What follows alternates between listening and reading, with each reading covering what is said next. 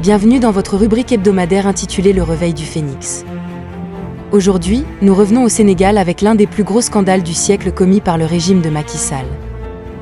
Saviez-vous qu'en mai 2022, la masse salariale mensuelle de l'administration publique sénégalaise est passée de 77,6 milliards à 106,2 milliards de francs CFA selon la Direction de la prévision et des études économiques, soit une augmentation de 38,6% par rapport au mois précédent.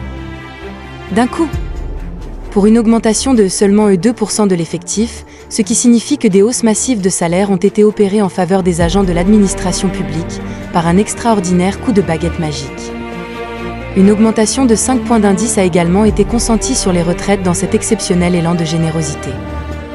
Toutefois, la question qu'on peut alors se poser est de savoir pourquoi avoir opéré cette forte augmentation spontanée des salaires, totalement volontaire de la part du gouvernement de Macky Sall, que personne n'a exigé et dont les bénéficiaires, qui ont dû sursauter en voyant leur bulletin de paie, n'osaient même pas rêver.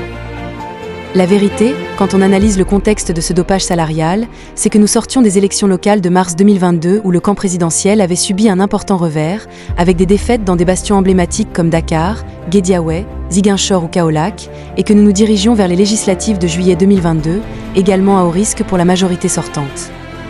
Cette revalorisation salariale, sortie de nulle part, en plein milieu d'année, non inscrite au budget et complètement hors de proportion, apparaît dès lors comme une monumentale opération d'achat de conscience qui ciblait les agents de l'administration publique ainsi que leurs familles et leurs bénéficiaires, dans un contexte électoral défavorable à la coalition Benno Bokk Yakaar.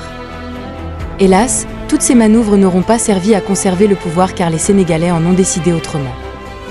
La preuve, nous sommes en mai 2024 et le président Macky Sall n'est plus au pouvoir. Et maintenant que le mal est fait, les nouvelles autorités auront pour mission, en plus de veiller à ce que les responsabilités soient établies et des sanctions administrées, de remettre de l'ordre dans les comptes. La tâche sera ardue tant cette situation nouvelle vient compliquer le projet et les attentes sont nombreuses, les populations impatientes. Le président Diomaye Faye aura donc fort à faire pour nous sortir de ce bourbier budgétaire. Il est évident qu'il va falloir prendre des mesures difficiles qui doivent être comprises et acceptées par tous. Les Sénégalais dans leur ensemble sont victimes de cette agression et ils devront se serrer les coudes, aider les nouvelles autorités par leur compassion et leur compréhension. Ils devront comprendre les enjeux et accepter la part de sacrifice nécessaire pour remettre le pays sur les rails. Toute autre attitude rendra la tâche encore plus ardue et les conséquences d'un échec seraient d'une toute autre nature. Que Dieu nous en préserve. Amen.